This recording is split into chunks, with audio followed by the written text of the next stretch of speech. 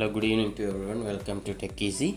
Today in this video we'll see that how you can use a handheld coffee blender which is a battery operated. Okay, you can recharge this and use this.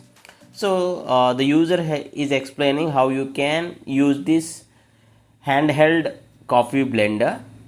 So first, the people who likes to just drink the black coffee, means the coffee without milk, you can just add before blending. Okay, don't add all the required water, that may be hot water or the cold water. In this case the user is just use the cold water just for the demonstration purpose.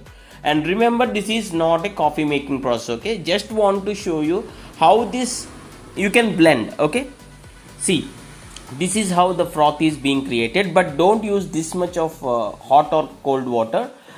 Add a little and make sure you get that froth, and after that you can add whatever the liquid it may be, that may be hot water, cold water, ice cubes, or even the milk, whatever it may be. Just want to show you the BestLife 50-watt 3-speed mode blender, that how is it getting this froth.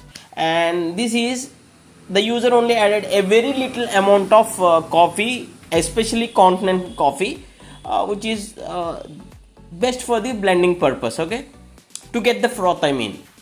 So we'll see at the later part. You can adjust 3-speed modes. Okay, the higher the speed, it will create more froth. Okay, just to avoid the spoon, usually we stir this or we'll mix this using a spoon.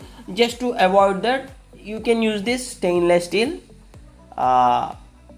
blender, hand blender, and this is with the milk. Okay, so usually we don't get this much froth if we manually mix this, okay, with the spoon or with 2 glasses.